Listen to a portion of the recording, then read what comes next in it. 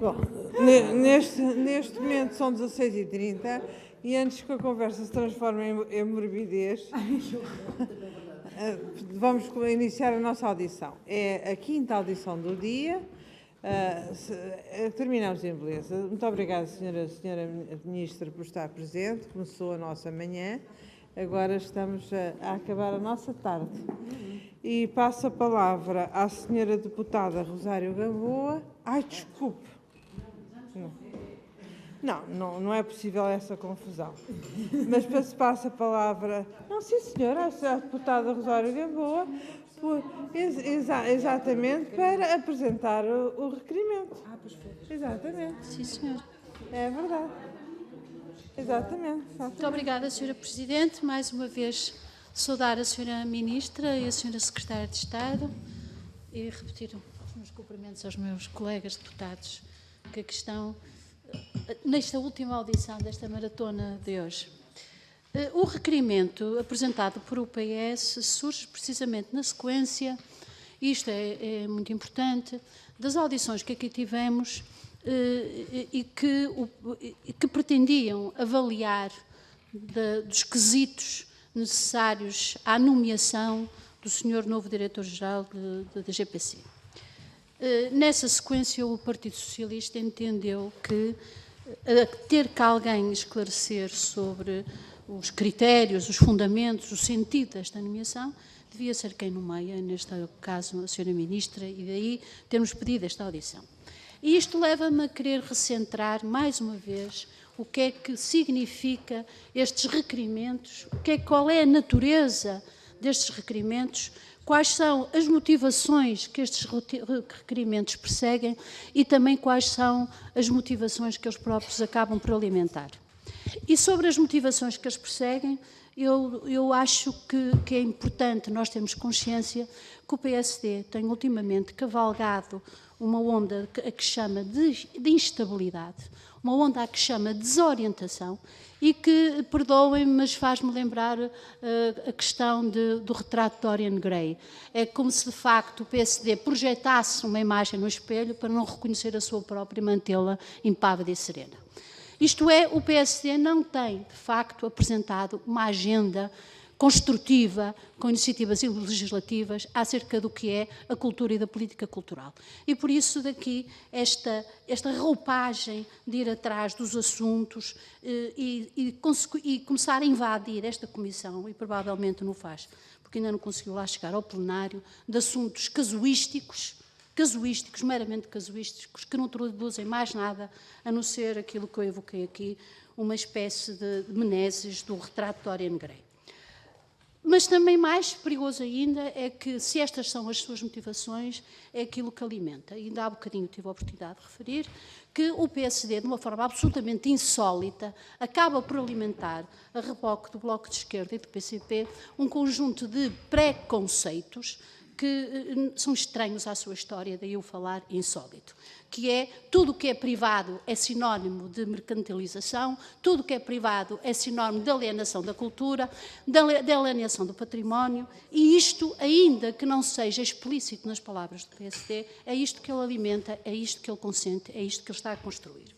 E depois há outra coisa que acho que é de referir, é que isto não é uma forma ética de construir política, porque é uma forma em que o PSD não só resvala para um certo lodo ideológico, mas resvala também para um certo lodo moral, na medida que é através da suspeição, do preconceito, da suspeição permanente acerca de figuras e de atos administrativos e competentes que vai tentando semear alguma coisa. Mas como estamos a falar de competências, a senhora deputada Filipa Roseta há bocado disse que tratava-se de competências, e como nós também entendemos, todos nós, com certeza, que as competências são algo muito importante, eu vou dirigir as minhas questões à senhora Ministra exatamente neste domínio. A senhora Ministra desenha no programa do Governo para um desafio antigo que nos é muito caro a todos, que é o património, e que, infelizmente, nem sempre os recursos são os necessários para fazer frente. A senhora Ministra desenha este desafio antigo faz dele um novo ciclo e fala da importância de um planeamento sério e rigoroso da calendarização e recuperação do património, e falo simultaneamente a par com a prática e implementação do novo regime de autonomia e gestão dos museus, monumentos e palácios. Eu gostaria muito que, a propósito destes dois domínios que exigem competências, a Sra. Ministra me falasse não só das competências individuais que hoje aqui nos trazem, mas, acima de tudo, das competências coletivas, uma vez que nós entendemos que as organizações valem para as competências coletivas e o que está em causa não é somente a nomeação do Diretor-Geral, mas de uma equipa. E perguntando-lhe, pondo a tónica na equipa, como é que a Sra. Ministra considera que a sua equipa, e atendendo a este conjunto de desafios, está construída de forma a poder fazer face a este desafio antigo num novo ciclo, com uma nova visão. Muito obrigada. Obrigada, Sra. Deputada. A Sra. Ministra tem a palavra. Obrigada, Sra. Presidente, Sra. Deputada, Sras. e Srs. Deputados. Aliás, na verdade, Senhoras Deputadas, não há nenhum Sr. Deputado. Portanto, Senhoras Deputadas. Respondendo às perguntas da Sra. Deputada, mas deixem-me começar na primeira parte desta minha intervenção inicial por fazer aqui um pouco a forma como olho para as audições que foram hoje realizadas e esta agora, que é a final, que foi, aliás, requerida à parte das anteriores audições.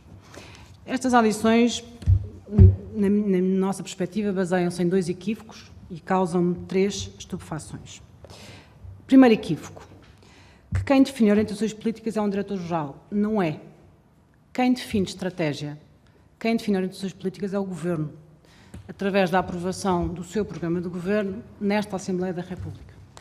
Portanto, a estratégia que tem que ser definida para a DGPC tem que ser definida, e muito bem, pelo Governo.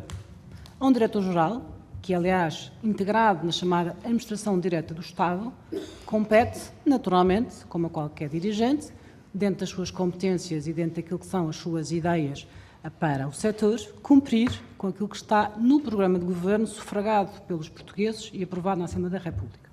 Portanto, este é um primeiro equívoco que é muito importante que se desconstrua nesta minha primeira intervenção.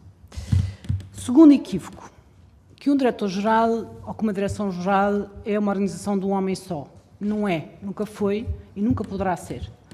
O Sr. Diretor-Geral tem uma equipa, que aliás esteve aqui presente, de 3 pessoas, com competências em diferentes áreas, complementares entre si, e lidera uma equipa de muitos funcionários da Direção-Geral do Património Cultural, com saber acumulado, com competências, e no exercício das quais, naturalmente, trabalham em equipa com a nova Direção-Geral. 3 estupefações que me provoca estas audições. A primeira é um ataque, e porque, de facto, falamos de fulanização, vamos colocar as coisas nos seus termos, porque o que se tratou no debate público foi de fulanização. O ataque a uma pessoa sem sequer ter iniciado as suas funções. É muito extraordinário que, ainda antes de ter saído o despacho em Diário da República, tenha existido um debate público de ataque pessoal com insultos vários na praça pública a uma pessoa. Como se todos nós devêssemos ter uma bola de cristal dizendo que esta pessoa não pode nunca, nos próximos 3 anos, exercer de forma competente as funções para as quais foi nomeado. Segunda estupefação, de facto, ser o PSD a pedir estas audições, considerando que foi o PSD, 2 governos do PSD, que nomearam o engenheiro Bernardo Alabassa para dirigente responsável pelo Património do Estado. E esta estupefação, para mim, é muito particular, porque isto quer dizer que, para o PSD, quando é o PSD nomear alguém que considera ter competências para gerir o património que é de todos, está tudo certo. Quando é o governo do PS a nomear o mesmo dirigente para dirigir o património público cultural, aí já não é possível porque não tem competências. Isto é, de facto, para mim, uma enorme estupefação, ser o PSD a pedir estas audições. E há uma terceira estupefação que eu não posso aqui deixar de dizer. A personalização, a fulanização, o nível de insulto e debate que foi provocado e que foi assumido por pessoas que lideram organizações, que representam organizações, que sempre que falam, e têm falado muito, nomeadamente em redes sociais, em textos abertos, a quem os quiser ler, e têm dito muitas, enfim, têm afirmado muitas frases confundindo o que é cada um de nós enquanto líder de uma organização. E a organização em si é muito perigoso. E hoje, na audição do Dr. Luís Raposo, o Dr. Luís Raposo deu vários exemplos aqui de como seria se fosse nomeada outra pessoa. Deu, aliás, o exemplo do Protoiro. Mas esqueceu-se de um, que a escreveu num texto aberto, numa rede social, associado ao Ecom Europa, que diz assim, e cito: "Mas se a Sra. Ministra fosse mesmo audaciosa, bom, então até nomearia um pedófilo para dirigir o Instituto de Proteção da Criança, na condição de ter ele no passado sido técnico de climatização em infantários." Eu considero este texto um insulto não apenas à Ministra, mas também à pessoa, e, portanto, aproveito para informar o Parlamento que irei dirigir uma pergunta ao Ecom Europa, já que o Dr. Luís Raposo aqui disse, numa resposta a um deputado, que as posições que assumiu tinham sido em orientação com o Ecom Europa. Eu irei solicitar informação ao Ecom Europa se subscreve esta afirmação do Sr. Presidente do Ecom Europa, que já não é Presidente do Ecom Europa, que evidentemente também vincula o Ecom Europa. Quanto às questões, Sra. Deputada, eu irei ter tempo para responder ao longo deste tempo, mas não quis deixar estas notas muito bem marcadas no início, porque, de facto, acho que há que começar a chamar aquilo que deve ser chamado. Muito obrigada, Sr. Presidente. Muito obrigada, Sra. Ministra. Eu, aliás, agradecia que encaminhasse para a Comissão esse documento. Muito bem. Mas ainda assim. Sra. Deputada Filipa Roseta, por favor. Obrigada, Sra. Presidente, e obviamente tenho que começar por dizer o que disseram o Presidente da Associação Portuguesa de Museologia e o Presidente do Conselho Internacional dos Museus da Europa. Portanto, disseram os dois que não é a pessoa em si que está aqui em causa. Isto aqui é importante, temos isto muito sublinhado neste dia que estamos aqui a debater isto, e acho que todos estamos de acordo sobre isto. A questão é as competências que o atual Diretor-Geral tem, Bernardo Labassa, se são ou não para património cultural. Ele tem um excelente currículo para a gestão de património do Estado, um excelente currículo para o Ministério das Finanças. Se ler o currículo dele, de facto, o que ele fez toda a vida é gerir património do Estado, certo? Mas património não é a mesma coisa do que património cultural, são coisas completamente diferentes. E eu espero que a Sra. Ministra entenda a nossa genuína preocupação, não só pela reação de pessoas com elevado perfil no setor, não são umas pessoas quaisquer, que tiveram uma reação bastante de dizer que é um insulto, é uma arrogância, são títulos bastante realmente fortes, mas que no sentido que nós vimos aqui hoje o que está em causa é se há ou não há competências para a área da cultura. Não temos dúvidas que tem competências para gerir património público, a dúvida é se tem competências para estar à frente da área da cultura. Principalmente, e esta é aqui a grande questão, é que a Ministra sabe, então antes tínhamos uma pessoa ligada ao setor da cultura, à frente da Direção-Geral. Tínhamos, portanto, há aqui um shift brutal. Portanto, passámos de uma pessoa que tem todo o perfil, toda a vida ligada ao setor da cultura e que toma decisões como pode ou não pode intervir em fortalezas do século XV. É a Diretora-Geral que toma esta decisão, pode avançar ou não, numa perspectiva cultural, de avaliar aquilo que são os valores intemporais e incomensuráveis do património. Portanto, ela fazia isto, a anterior Diretora-Geral, para um Diretor-Geral que tem outro perfil completamente diferente. Portanto, eu julgo que é perfeitamente... Não estamos aqui, nós estamos só a tentar perceber esta enorme mudança naquilo que é a linha da política cultural. Não estamos aqui a fazer mais nada a não ser isto. E julgo que é importante o Parlamento ter esta função. Portanto, qual é que é a nova política? Portanto, esta nomeação é feita ao abrigo de dizer que há uma nova política cultural.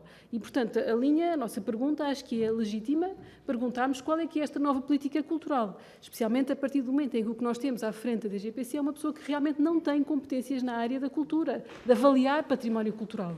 Portanto, tem competências para avaliar no sentido da quantificação imobiliária e que são úteis, não digo que não, e que são totalmente adequadas ao Ministério das Finanças, mas a Ministra é Ministra da Cultura, não é Ministra das Finanças. Portanto, é aqui mesmo importante se recentrar o debate à volta daquilo que são, do que é a matéria aqui presente. Portanto, aliás, ouvimos também o Diretor-Geral Bernardo Labassa e confirmámos que, de facto, é um gestor, e ele disse, sem dúvida, para saber quais são as novas políticas culturais, eu tenho que perguntar à Ministra, não é ele que vai responder.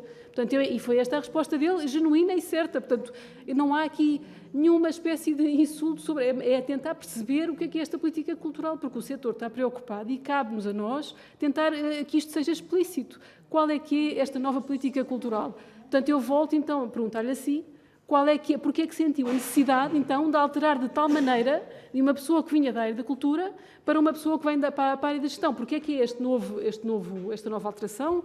Qual é que é esta nova política cultural? E a quem é que ficarão estas decisões que eram tomadas pelo Diretor-Geral? Vai-se ou não se vai intervir em fortalezas do século XV? Logo à partida, quando estão em causa os valores de patrimoniais, no sentido de monetário, com os valores culturais, no sentido incomensurável, quem é que vai tomar essa decisão? Quando houver um projeto num sítio onde estão em causa estes dois valores, em conflito, que a política cultural de património é sempre este conflito entre aquilo que é o valor patrimonial quantitativo e o valor cultural incomensurável, quando existir este conflito, quem é que toma esta decisão? É que antigamente era o Diretor-Geral e agora não será, suponho. Portanto, quem é que vai tomar esta decisão? Portanto, duas perguntas. Primeira, qual é que é esta nova política? Porque é que sentiu esta necessidade de afastar, então, a anterior e colocar que são perfis completamente distintos? Portanto, há uma nova política, há uma nova visão. Qual é que é esta nova visão? E número 2, quando houver uma intervenção deste género, portanto, uma intervenção arquitetónica no património do século XV, quem é que vai tomar esta decisão? Normalmente era o Diretor-Geral, a última pessoa a tomar esta decisão. Se calhar erradamente, não estou aqui a fazer sequer nenhum juízo de valor, estou objetivamente a tentar perceber o que é a política cultural da Sra. Ministra. Muito obrigada, Sra. Deputada. Sra. Ministra, tem a palavra. Obrigada, Sra. Presidente. Obrigada, Sra. Deputada. Senhora, eu tenho uma imensa dificuldade, certamente é defeito meu, em dizer que alguém não tem competências para algo antes de sequer começar a fazer seja o que for. Tenho imensa dificuldade, mas certamente é um defeito meu, assumo perfeitamente esse defeito e tenho imensa dificuldade. Porquê? Deu o exemplo de Fortalezas. É um ótimo exemplo, Sra. Deputada. Olha, por exemplo, a Fortaleza de Elvas, a Fortaleza da Graça, só está hoje em dia aberta ao público porque o Sr. Diretor-Geral, agora do Património Cultural, assim o conseguiu. Foi graças à sua intervenção, quer no Ministério da Defesa, quer no domínio do Património do Estado, que a Fortaleza de Elvas foi retirada ao domínio privado da Defesa, foi entregue ao município para gestão, reabilitação e dinamização. E foi graças ao Sr. Diretor-Geral do Património Cultural que hoje em dia, se visitar, juntamente com muitas milhares de pessoas que o fazem, que aquele é um equipamento extraordinário, dos poucos que existem em Portugal, juntamente, aliás, com todo o sistema de fortificação em Elvas, e só existe porque o Sr. Engenheiro Bernardo Labassa foi dirigente nos momentos certos. É, aliás, um ótimo exemplo. Aliás, eu aqui ouvi o Sr. Engenheiro Bernardo Labassa falar sobre vários exemplos ao longo do tempo em que interveio em processos como este. E, portanto, o Engenheiro Bernardo Labassa, ao longo dos seus muitos anos de dirigente público em património do Estado, tem no seu currículo diversos processos em património cultural. Senhora Deputada, a questão do gestor ou não gestor, vamos lá ver, qualquer diretor-geral tem que ser gestor. A questão não se coloca. A anterior diretora-geral do Património Cultural também era uma gestora, naturalmente, que tem que gerir todos os dias um conjunto muito diversificado de dossiês e de processos. A questão da utilização da palavra gestor, que é utilizada nesta audição como se fosse algo terrível, todos nós somos gestores. Todos nós temos que gerir. Eu não tenho competências em matéria de gestão, Sra. Deputada, mas, naturalmente, eu tenho que gerir muitos dossiês.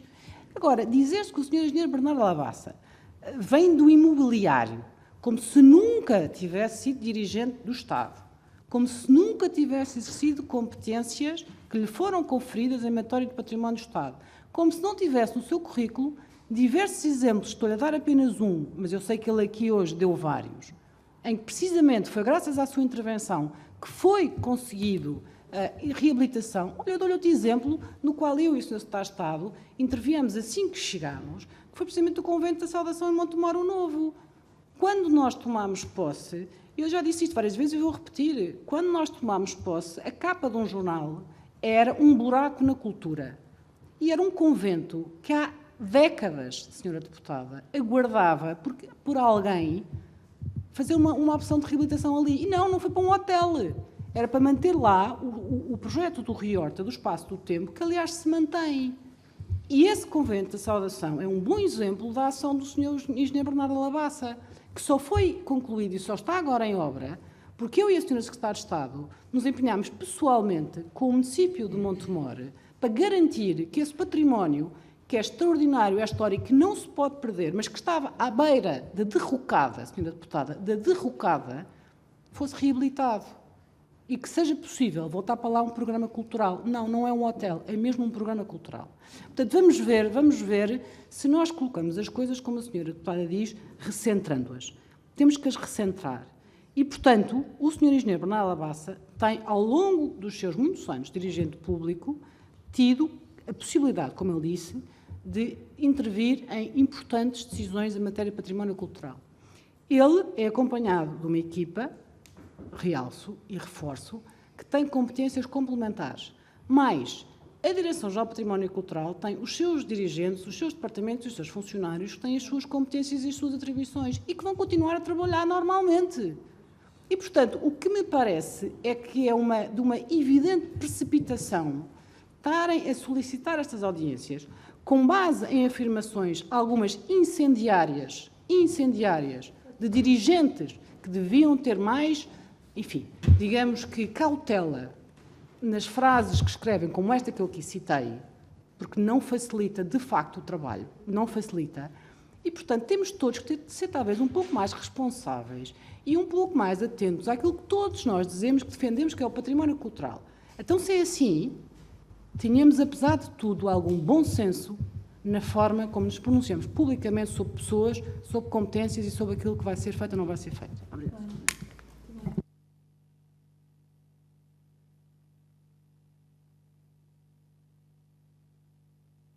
Obrigada. Muito obrigada, Sra. Ministra. Passo agora a palavra à Sra. Deputada Alexandra Vieira, do Bloco de Esquerda. Por favor. Muito obrigada, Sra. Presidente. Cumprimento novamente a Sra. Ministra, cumprimento a Sra. Secretária de Estado. Recentrando, vamos então, proponho um regresso à realidade. E qual é a realidade? A suborçamentação do Ministério da Cultura, a falta de recursos humanos e materiais, a degradação do edificado cultural, a degradação das condições de preservação das coleções e dos espólios, seja em museus, seja em arquivos, a ausência de fiscalização e de intervenção, como é o exemplo a ANTA número 1 do Vale da Laje, as decisões precipitadas e infundadas, como a aprovação do atabalhoado PIP da Fábrica Confiança, solicitada pelo Executivo Municipal, a falta de orientações no que diz respeito, por exemplo, à arquitetura modernista, que levou à destruição do último edifício de Nadir Afonso, em Vila Real, com a conivência também da autarquia, a questão da fortaleza de Peniche, salva in extremis e já garantida aqui pelo Sr. Diretor-Geral, a falta de verba dos museus, dos palácios, monumentos e sítios que não permite a manutenção mínima, a situação de ruptura em que se encontram os laboratórios, o envelhecimento do corpo técnico sem passagem de conhecimento e por aí adiante. E o que faz a Sra. Ministra? Bom, nomeia uma pessoa do setor imobiliário para o cargo, sem nenhum currículo específico nesta área. Adivinhamos a estratégia e tememos o pior: acelerar o revive a todo custo. Assim, pergunto, pode explicar, por favor, em que consiste este novo ciclo de políticas públicas que exige uma equipa mais voltada para a gestão imobiliária, tal e qual como anunciou nos órgãos de comunicação social?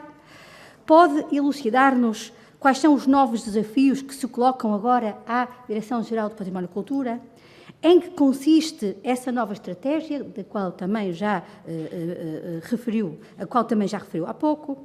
Quais são exatamente as competências da Sra. Secretária de Estado Adjunta e do Património Cultural, Ângela Ferreira? Qual o seu papel na defesa dos bens materiais e imateriais? Como refere a lei que estabelece as bases da política e do regime de proteção e valorização do património cultural? O que é que tem sido feito para a concretização dos princípios de inventariação sistemática e exaustiva dos bens culturais, informação e recolha de dados, inspeção, prevenção, impedindo a desfiguração, degradação e perda de elementos relevantes, o planeamento, a definição de critérios, de prazos, por aí adiante. E agora, questões ainda mais objetivas. Em que medida ou dimensões esta nova estratégia não contraria o novo modelo de autonomia e gestão dos monumentos e museus? Está por suposto, por exemplo, na norma interna, que qualquer unidade hoteleira pode ter obras de Estado, do Estado, com que critérios? Que objetivos de interesse museológico e cultural pode ter esta decisão? Não teme a Sra. Ministra pela segurança das obras, nomeadamente o roubo ou até mesmo o vandalismo? Nós, no Bloco de Esquerda, estamos apreensivos. Achamos que o património neste momento é uma espécie de barriga de aluguer que vai resolver todos os problemas, a liquidez do Estado, a atratividade do investimento, o problema da habitação, a falta de residências universitárias. E, no entanto, se esta estratégia continuar, tememos que muito se irá perder e de forma irremediável. Muito obrigada. Muito obrigada, Sra. Deputada. Sra. Ministra, por favor. Obrigada, Sra. Presidente. Sra. Deputada, eu de repente senti-me na discussão do Orçamento de Estado, porque foi solicitada a minha presença nesta comissão para falar sobre uma nomeação. Todas as questões que a Sra. Deputada colocou foram discutidas em sede do Orçamento de Estado e, portanto, eu vou-me limitar ao que tem, enfim, digamos assim, mais ligação com o tema desta audição. Quanto à questão do património e nova estratégia, eu reforço e repito o que disse na apresentação do Orçamento de Estado e que já tornei público várias vezes. Existe a reabilitação do património cultural e do património cultural do Estado é uma prioridade, quer no programa do Governo, quer naquilo que foi a discussão do Orçamento de Estado. E nessa altura, anunciámos que, ao longo do ano de 2020, iria ser apresentado um plano plurianual, a 10 anos, com a identificação dos edifícios prioritários para intervenção, as necessidades de investimento respectivas e a dotação de meios de financiamento, diversificando as respectivas fontes, quer através de Receitas Gerais do Estado, quer através do Fundo de Salvaguarda, quer através de outros meios, como na altura anunciei, que está para ser, enfim, remetida ao Conselho de Ministros, a criação de uma lotaria do património. Não inventámos a roda, isto já existe noutros países, nomeadamente em França, portanto, antes que se venha dizer que é uma invenção, não é, gostava de ter sido eu a inventora, mas não fui, é algo que já se pratica noutros países, exatamente como forma de envolver as pessoas naquilo que é uma responsabilidade não financeira, porque naturalmente não é por aí que se fará a reabilitação, mas de cuidado e de atenção para o património cultural, que é de todos. E no âmbito desta estratégia, foi nosso entendimento, com o qual os senhores deputados naturalmente não têm que concordar, mas ainda assim é uma atribuição do Governo, foi nosso entendimento que era necessária uma nova equipa para um novo ciclo de políticas para o património cultural. E esta decisão é uma decisão que foi, na altura, tornada pública, foi fundamentada nos respectivos despachos e que tem única e exclusivamente esta razão. É a razão de novo ciclo de políticas públicas. Porque, Sra. Deputada, ouvir falar sobre a preocupação com o património cultural, e todos nós partilhamos certamente dessa preocupação e acredito que nós partilhamos muito, é também importante recordarmos a história. E a verdade é que há muitas décadas que não existe verdadeiro investimento na reabilitação do património cultural. O exemplo que eu tenho dado sempre do Convento da Saudação, Sra. Deputada, é talvez o mais emblemático das questões com que fui confrontada assim que tomei posse. Há anos e anos e anos e anos que era solicitado aos diferentes governos e às diferentes direções gerais de património cultural que fosse feita uma intervenção naquele património. E nunca tinha sido feita. Até o dia em que cai a abóbada, e nesse dia, felizmente, não sei só infelizmente, foi possível, conseguimos concentrar esforços nessa reabilitação.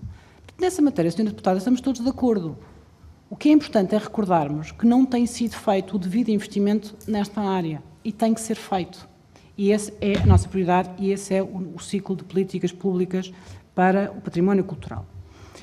Segunda questão relacionada com o tema que nos leva aqui, que a Sra. Deputada colocou. O regime de autonomia dos museus, monumentos e palácios. O anterior Governo, já connosco, esta equipa, aprovou o diploma de autonomia dos museus.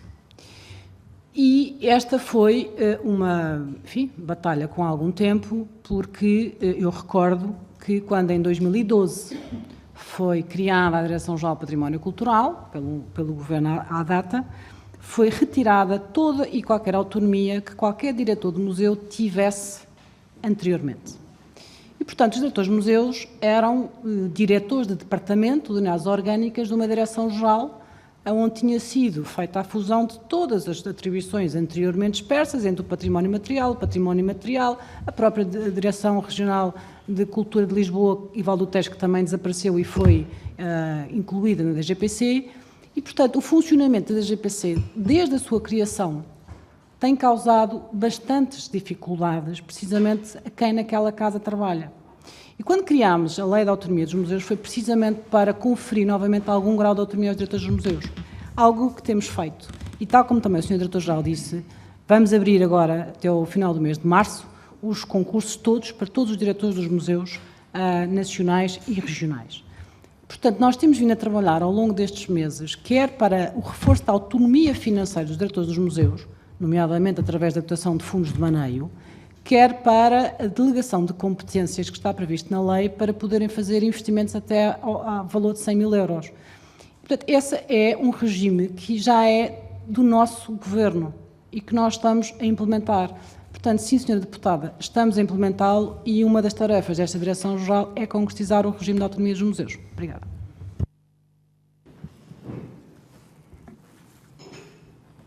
Muito obrigada, Sra. Ministra.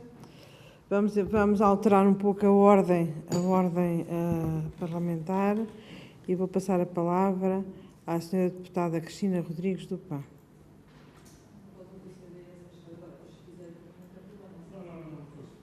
Muito obrigada, Sra. Presidente. Já foi, muito bem. Muito Foi obrigada, combinado e pedido pelo Sr. Deputado João Gonçalves Pereira. Muito bem. Pronto. Muito obrigada, então, Sra. Presidente.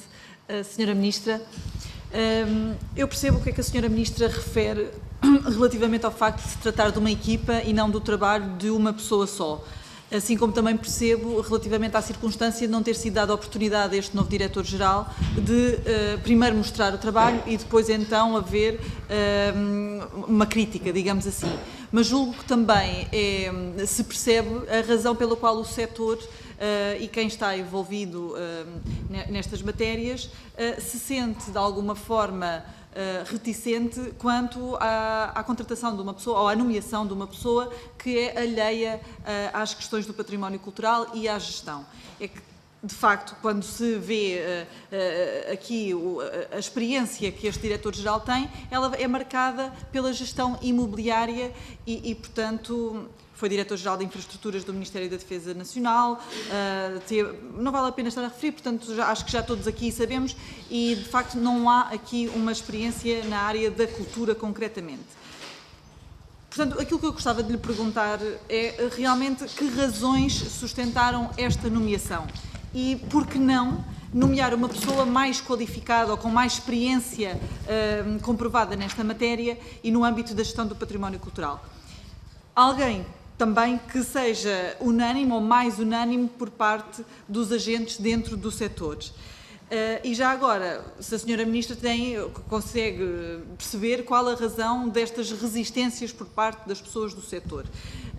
É verdade que já foi, de alguma forma, justificada esta nomeação com a vontade de alicerçar uma mudança na Direção-Geral do Património Cultural, com a opção de enverdar, e aqui cito, um novo ciclo de políticas públicas para o património cultural e para as artes, que a Sra. Ministra também reiterou agora.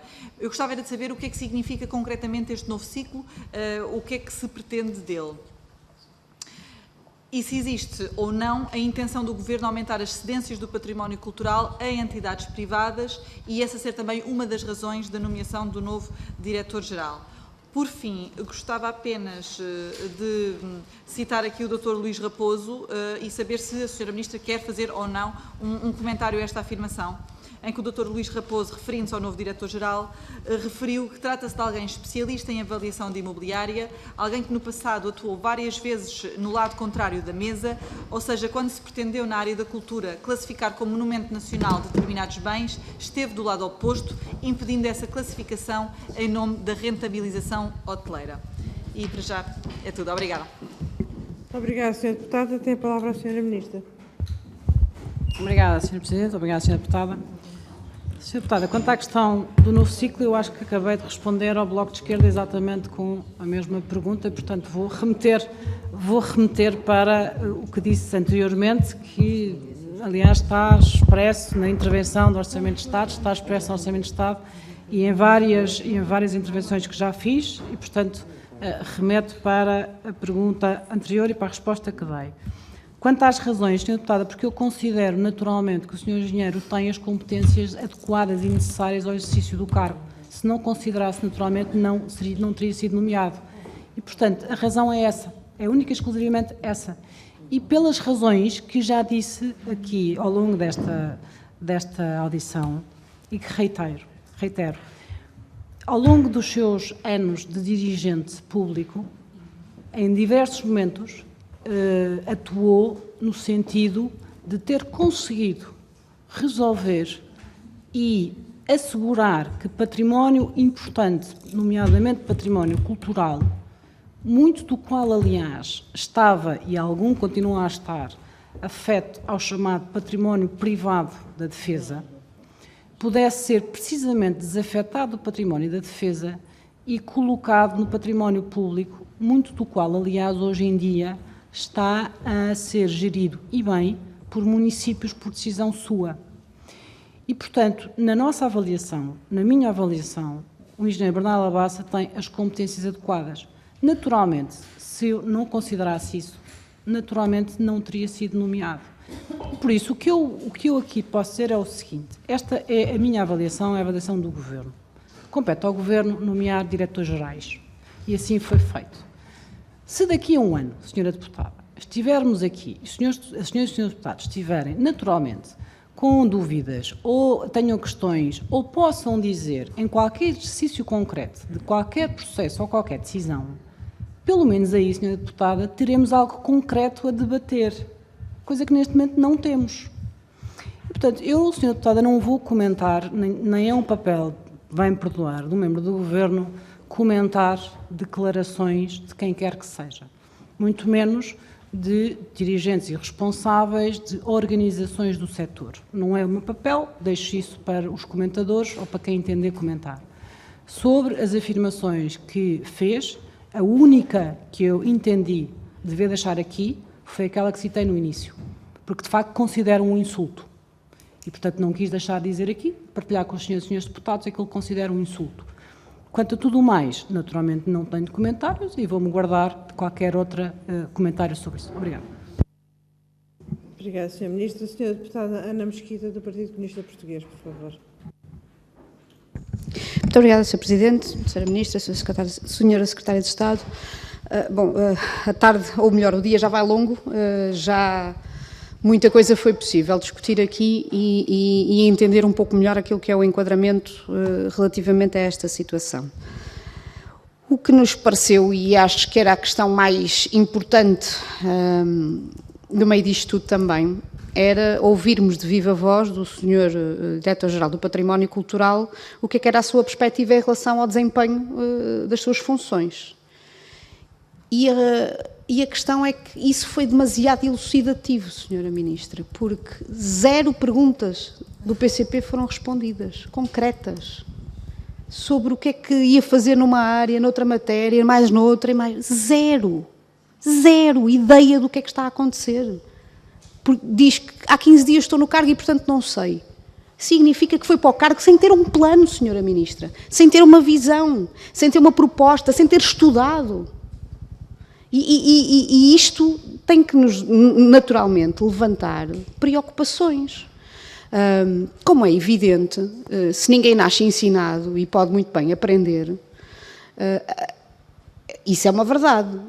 mas coloca em causa a perspectiva que a senhora Ministra aqui vem dizer, que é a pessoa com mais competências, ou que o Governo acha que tem todas as competências para desempenhar aquele cargo. Porque senão, como é evidente, qualquer conversa de 5 minutos já tinha dado para perceber que tinha que haver ali mais qualquer coisa. Portanto, se é evidente que nós não gostamos de julgar ninguém por ser a pessoa A, B ou C, alta, baixa, magra, não interessa. Isso não interessa para nada. Mas interessa aquilo que é o desenvolvimento das políticas, e nomeadamente quando estamos a falar de uma coisa que não é de sumenos importância, estamos a falar do património cultural, e que de facto implica decisões extraordinariamente complexas. E quando nós falamos, quer a nível do património cultural, em meio urbano ou em meio rural, em contextos de obras públicas, em contextos de obras privadas, em contextos em que tem que haver aqui uma consideração muito clara sobre aquilo que são os valores que imperativamente têm de ser defendidos. Não houve resposta clara por parte do Sr. Diretor-Geral. Isto é assustador, Sra. Ministra. Quando o PCP fez a última pergunta em relação a uma coisa que era tão simples, que era, mediante aquilo que são interesses públicos e interesses privados, se o Sr. Diretor-Geral do Património Cultural estava em condições de assumir a salvaguarda intransigente daquilo que é o interesse público. Não há resposta. Como é que nós podemos sair sossegados daqui? E isto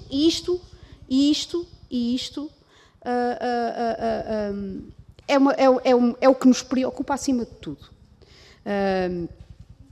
Esperamos, e esperamos mesmo, que de facto toda esta agitação não tenha motivos de ser. Mas também com isto tudo, sabemos que a lupa e que as atenções, quer ao nível de quem tem o poder de fiscalizar, que é a Assembleia da República, a ação do Governo, mas naturalmente também do resto da comunidade, vai estar absolutamente em foco em cima do Governo, porque isto naturalmente, ninguém saiu daqui tranquilo hoje, acho eu. Eu acho que esta é a questão também fundamental que nós gostávamos aqui de deixar, é que não saímos tranquilos destas audições realizadas hoje, o resto, o futuro dirá agora. Sr. Ministro, a única coisa que nós podemos dizer é que o PCP cá estará, com certeza, a acompanhar milimetricamente aquilo que vier a acontecer, porque aquilo que nos move é, de facto, a salvaguarda daquilo que é o património cultural do nosso país, que é de todos. Muito obrigada. Obrigada, Sr. Deputado. Sr. Ministro, por favor. Obrigada, Sra. Deputada. Sra. Deputada, talvez vou só repetir aqui uma parte inicial da minha intervenção, porque me parece importante para enquadrar a resposta às suas perguntas. Há aqui um equívoco, Sra. Deputada, é que quem define estratégia não é um diretor-geral, é o Governo, Sra. Deputada. É o Governo, no seu programa de Governo, sufragado pelos portugueses e aprovado na Assembleia da República. Quem define estratégia para o património cultural ou qualquer outra área, Sra. Deputada, não é um diretor-geral. O diretor-geral tem a missão de, na sua direção-geral, na sua organização, com a sua visão e as suas competências, concretizarem as orientações que são aprovadas pelo Governo. E este é um ponto muito importante, Sra. Deputada.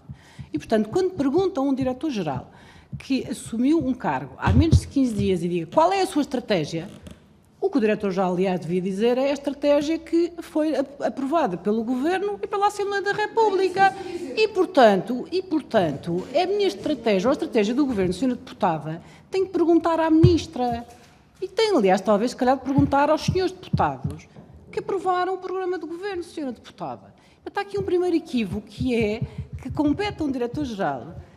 Repare-se, de uma direção-geral da chamada Administração Direta do Estado, portanto, nem sequer é um instituto público, já foi em tempos, Sra. Deputada, já foi, mas já nenhum instituto público é uma direção-geral, que desde 2012, e repito, desde 2012, resulta de uma fusão de diferentes áreas, tornando uma direção-geral bastante difícil de governar, com toda a fusão que foi feita, com a retirada da autonomia de todos os diretores dos museus, como existia anteriormente, com o desaparecimento da DRC Lisboa e Val do Tejo, que foi toda colocada dentro da DGPC, Sra. Deputada, portanto, vamos ver, é uma direção-geral, e, portanto, é uma direção-geral, e um diretor-geral tem, e se souber bem o seu papel, um diretor-geral, a estratégia que tem é a estratégia do Governo. aprovada pela Assembleia da República. Primeiro ponto, muito, muito importante. Segunda questão, Sra. Deputada. O Sr. Diretor-Geral, que eu tive a oportunidade de ouvir a audição aqui, respondeu a muitas das perguntas, Sra. Deputada. Mas há algo extraordinário naquilo que diz, que é o Sr. Diretor-Geral não foi capaz de responder a nada. Oh, Sra. Deputada, a Sra. Deputada faz perguntas a um Diretor-Geral que acabou de chegar há 10 dias sobre qual é as medidas para o problema dos recursos humanos da Direção-Geral e da falta de investimento. Sra. Deputada, esses problemas têm décadas. Esses problemas, Sra. Deputada, não são de há 15 dias. Sim, Sra. Deputada, por isso, eu não sequer consigo compreender fazer uma pergunta a um Diretor-Geral que acabou de tomar posse, que lhe perguntam o que é que vai fazer com o problema de falta de meios humanos. É extraordinário, porque é um problema que nós temos vindo a falar ao longo dos últimos anos, que nós sabemos qual é o problema que ele, aliás, aqui colocou, do envelhecimento que ele próprio falou. Temos todos a noção de qual é a tendência ao longo dos últimos 10 anos. E também já falámos diversas vezes, e está algumas das medidas no Orçamento de Estado relativamente a essa matéria, Sra. Deputada. E, portanto, como é evidente, quem tem que ter medidas para essa questão, como para outras, é o Governo, no âmbito daquilo que são os compromissos que assume com a aprovação do Orçamento de Estado. E, portanto, Sra. Deputada, é absolutamente extraordinário que se peça a alguém que acabou de tomar posse. Sra. Deputada, podia ser o historiador de arte mais extraordinário do mundo. Ainda assim, não seria capaz de responder a uma pergunta ao final de 15 dias do que é que vai fazer com a falta de meios, Sra. Deputada. Isso não existe. Isso, evidentemente, Sra. Deputada, é algo que não é sequer sério colocar a um Diretor-Geral que tomou posse há 10 dias. E, portanto, é óbvio que não é possível se responder com seriedade a essa pergunta. Finalmente, Sra. Deputada, insisto que, ao longo dos últimos anos, se houve matéria na qual este Governo inverteu a tendência, foi precisamente na área do investimento em património cultural. Porque, ao longo de todos os anos, aumentou a dotação orçamental para intervir no património cultural. Entre 2019 e 2020, com o orçamento aprovado recentemente, esse aumento é de 15%. Portanto, nós temos vindo, ao longo dos anos, a aumentar progressivamente a capacidade que a DGPC tem que ter financeiramente para intervir no património cultural na sua reabilitação. E é exatamente isso que vai continuar a acontecer. E essa é a estratégia, Sra. Deputada, para a qual o Sr. Diretor-Geral tem competências adequadas e suficientes com a sua equipa para concretizar. Cá estaremos para ver se não é assim. Obrigada, Sr. Presidente. Muito bem. Temos agora o Sr. Deputado João Gonçalves Pereira, do CDS-PP. Por favor. Muito obrigado, Sra. Presidente. Não sei se o som disto está bom. Cumprimentar a Sra. Ministra, a minha ex-colega vereadora na Câmara de Lisboa, e começar por dizer o seguinte. Da análise que nós fazemos deste perfil, daquilo que é o novo Diretor-Geral Património e Cultura, é inegável reconhecer a experiência dele ao nível daquilo que é o ramo imobiliário, a gestão do património. E quando estamos a falar de gestão do património, não estamos a falar só de gestão do património privado, estamos a falar também de gestão do património público, embora não evidencie experiência ou conhecimento sobre aquilo que é o património cultural. Isto não invalida que não possa vir a ser um bom Diretor-Geral de Património e Cultura. Mas permita-me que lhe diga, Sra. Ministra, o seguinte: haveria de ser um governo do PSD-CDS a nomear um Diretor-Geral com este perfil e cairia ao Carmo e a Trindade. Mas, portanto, em relação ao engenheiro Bernardo Alabassa, eu diria que, neste momento, para o CDS, ele está um bocadinho à experiência. Ou seja, entendemos que tem um perfil, tem experiência na área imobiliária, na área patrimonial e, portanto, vamos ver. E, portanto, naquilo que é as orientações é que pode a Sra. Ministra aqui ser questionada, em termos daquilo que é a orientação do Governo e daquilo que são as políticas públicas dentro desta mesma área e do património cultural, e isso a Sra. Ministra aqui, no pouco tempo que eu tive na audição, deu os esclarecimentos deu os esclarecimentos que entendeu por convenientes e que para nós são confortáveis. Dito isto, aproveitar e para terminar, a Sra. Ministra permita-me que lhe coloque aqui uma questão um bocadinho fora da agenda, mas compreenderá a pertinência dessa mesma questão, tendo em conta e aproveitar o facto de a Sra. Ministra está aqui. E tem a ver com o Covid-19. Nós hoje de manhã vimos o Presidente da Câmara do Porto anunciar o encerramento de museus e teatros por causa do Covid e ainda há segundos o Sr. Presidente da Câmara de Lisboa anunciou precisamente no mesmo sentido. Esse vai mais longe, ainda vai com piscinas e portanto, tomando medidas preventivas.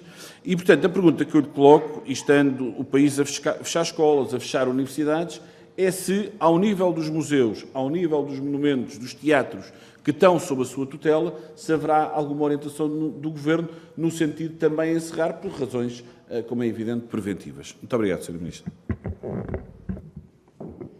Muito obrigada, Sr. Deputado. Já agora, bem-vindo a esta comissão. É a primeira vez que cá vem. Sra. Ministra, por favor. Obrigada, Sr. Presidente, Sr. Deputado. Bom, quanto à primeira questão, acho que já tudo foi mais ou menos dito. De facto, o engenheiro Bernal Bassa foi nomeado como dirigente do património, aliás, por 2 governos do PSD, e bem, porque é uma pessoa com competências. E, portanto, não foi pelo facto de ter sido nomeado no passado por governos de outros partidos que impediu o Governo de o nomear, precisamente pelas competências que tem demonstrado ao longo dos anos. Portanto, isto é, no fundo, a resposta à sua pergunta. Quanto à questão que coloca do Covid-19, de facto não faz parte desta audição, mas eu responderei pela relevância da questão, aquilo que acabámos também agora de comunicar. Amanhã à tarde existirá uma reunião, julgo que sabe, do Conselho Nacional de Saúde. E, portanto, o que faremos e o que fizemos foi, vamos articular precisamente com o Ministério da Saúde, com o Sr. Ministro da Saúde e com o que amanhã virá a ser a discussão no Conselho Nacional de Saúde, quais são as medidas que devem ser adotadas. Nesta matéria, nós temos procurado, e eu tenho procurado fazer, que qualquer decisão que seja tomada em articulação com a Direção-Geral da Saúde, com as suas orientações, que, como sabe, todos os dias têm sido um pouco diferentes, face ao evoluir da situação, por um lado, e por outro lado também porque é importante que aquilo que seja adotado na área da cultura esteja em sintonia com outras áreas, só para dar exemplos como a educação ou como o desporto, porque estamos sempre a falar de eventos públicos ou de equipamentos públicos e, portanto, as regras devem ser coerentes e devem ser percebidas pelas pessoas de uma forma integrada. E, portanto, o que nós fizemos foi elencarmos um conjunto de questões da área da cultura, remetemos para a reunião da manhã do Conselho Nacional de Saúde e aguardaremos amanhã quais são as orientações em matéria de, por um lado, eventos públicos, ou seja, enfim, acontecimentos como música, festivais ou espetáculos, etc., e equipamentos públicos como museus. Algo que posso desde já dizer, porque julgo que, aliás, o Conselho de Administração do OPARTE já o comunicou, foi adiado para outubro. Estava previsto a Valquíria, a ópera no CCB esta semana, já tinham sido vendidos mais de 1000 bilhetes e, portanto, segundo orientações da Direção-Geral, acima de 1000 a recomendação é não fazer e, portanto, o Conselho de Administração do OPARTE decidiu, e bem, remeter para outubro. Esse espetáculo estava previsto esta semana no CCB, portanto, porque aí a orientação já era clara do ponto de vista da Direção-Geral de Saúde. Quanto às restantes matérias, como lhe disse, amanhã serão tomadas todas as decisões e, portanto, aí comunicaremos naturalmente o que é que se fará. Obrigada. Muito obrigada, Sra. Ministra. Depois das intervenções dos grupos parlamentares, vamos passar ao remate da primeira ronda. Não há remate? Como? Ao remate da primeira ronda, Sra. Deputada, temos aquela coisa estranha, mas é o que temos, de ter um encerramento da primeira ronda e não temos encerramento da audição, mas pronto, é o que temos. E, portanto, a Sra. Deputada Rosário Gamboa tem agora 2 minutos e, seguidamente, a Sra. Ministra terá também 2 minutos para encerrarmos a primeira ronda. Muito obrigada. Muito obrigada, Sra. Presidente. Eu julgo que fica bastante claro, no encerramento desta primeira ronda, que há um conjunto de questões que foram colocadas relativamente às competências do novo Diretor-Geral do Património e que foram respondidas pela Sra. Ministra de uma forma enquadradora daquilo que são as suas competências e as competências de quem nomeia, as responsabilidades em termos de questões de orientação estratégica e definição de políticas e de quem as executa, e também as responsabilidades coletivas que são e devem ser assumidas. Só numa visão muito estreita e muito atomista é que se pensa que um diretor-geral funciona sozinho. Eu já há bocadinho tinha insistido nisto, as competências coletivas das organizações, e as competências coletivas das organizações estão bastante patentes, cruzando com as novas funções que são atribuídas ao património, ao nível do perfil dos outros subdiretores gerais que integram de uma forma mais próxima uma equipa onde, como aqui foi dito, outros quadros, outros elementos continuarão em funções. E, acima de tudo, continuando em funções de acordo com uma orientação política. Por isso, quem quiser continuar com as suspeições pode continuar à vontade, porque, de facto, elas foram absolutamente esclarecidas e se este debate tinha alguma intenção de clarificação, como aqui foi enunciado, ela está feita. Ela está feita. Vejamos como é que se posicionam daqui para a frente e se deixam que as pessoas possam desempenhar os seus cargos de uma forma competente e responsável.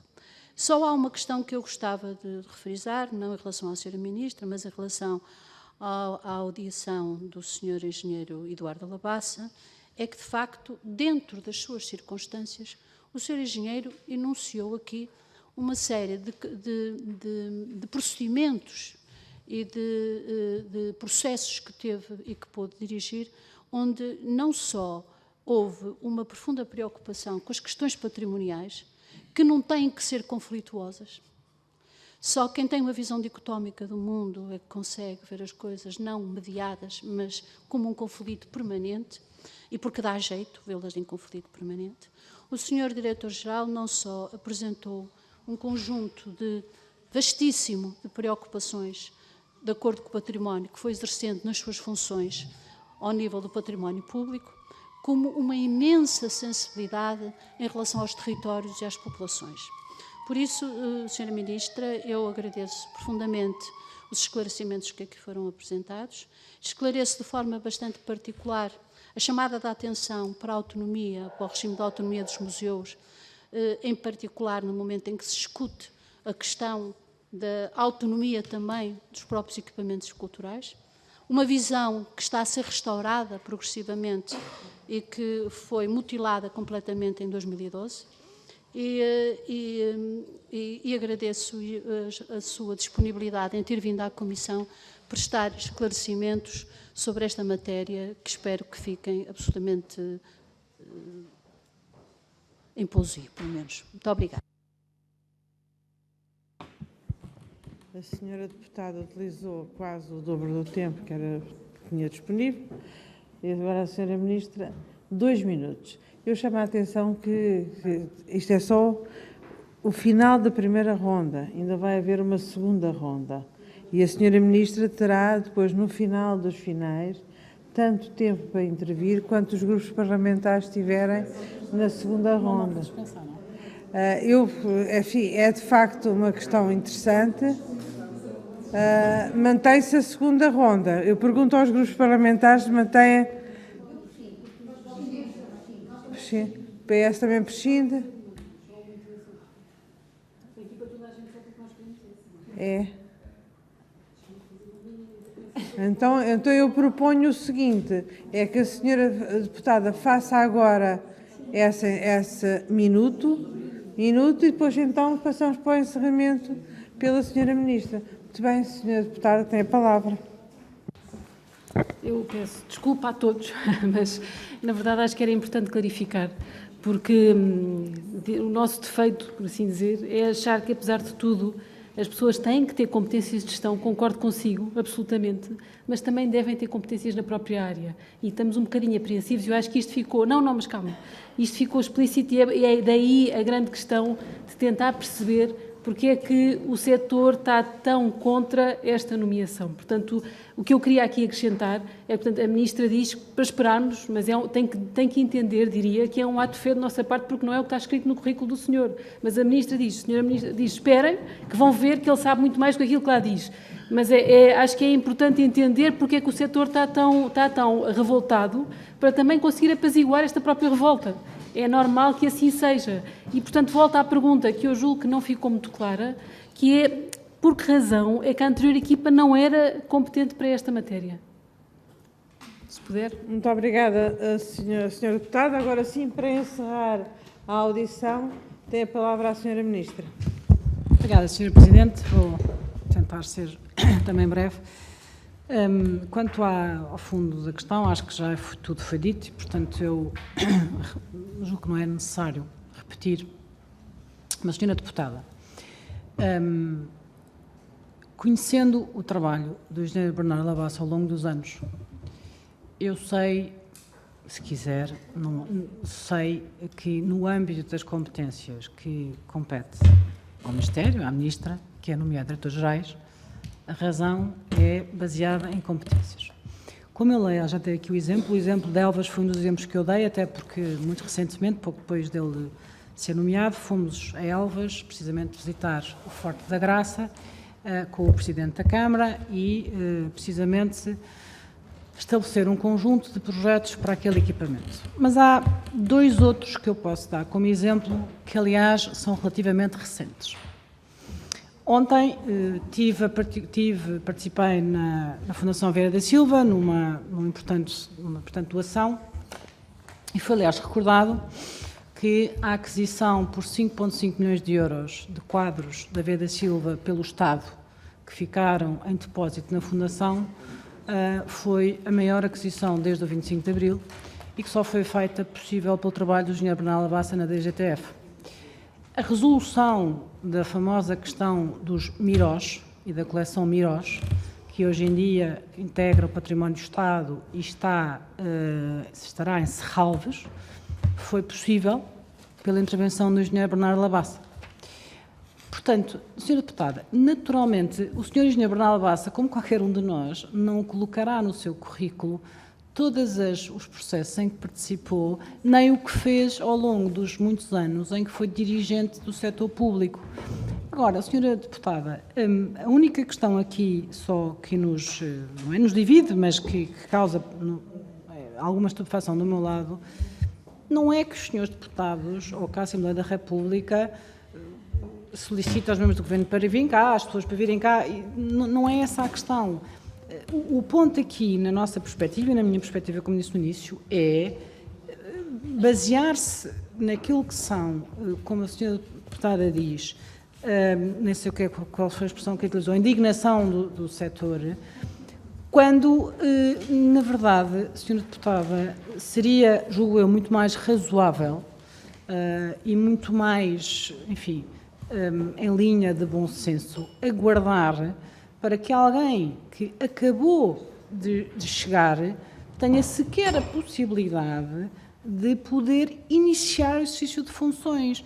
Porque, Sra. Deputada, se nós, cada um de nós, em qualquer circunstância, seja algum membro do Governo, seja um deputado que inicia funções, seja um diretor-geral, seja um gestor público, antes sequer de iniciar o seu mandato, já estamos a lançar sobre essa pessoa, na praça pública, todo o tipo de suspeições e de problemas e de interrogações, Sra. Deputada, de facto, parece-me uma atitude precipitada. E, portanto, a única questão aqui foi esta a minha questão inicial e é este o meu ponto. Quanto à questão de porque é que o setor se indignou tanto, Sra. Deputada, eu isso terá que perguntar ao setor, que já perguntou, aliás, hoje durante o dia, o setor já lhe respondeu, entendeu responder como entendeu e, portanto, continuaremos na nossa divergência de posições, que naturalmente terão que encontrar um ponto de harmonia e de equilíbrio, porque naturalmente temos todos de trabalhar pelo mesmo, que é pelo património cultural. Obrigada. Muito obrigada, Sr. Ministro. Agradeço mais uma vez a disponibilidade para vir tão rapidamente aqui à Comissão e também por ter vindo cá duas vezes durante o dia. Julgo que a questão ficou esclarecida, todos perguntaram o que tinham para perguntar, a senhora Ministra deu as respostas que entendeu e, portanto, vamos continuar seguramente a desejar que o senhor Engenheiro Alabassa e a sua equipe façam um excelente trabalho, que é isso que o país precisa. Muito obrigada a todos, nós até amanhã. Também Obrigada. combinado.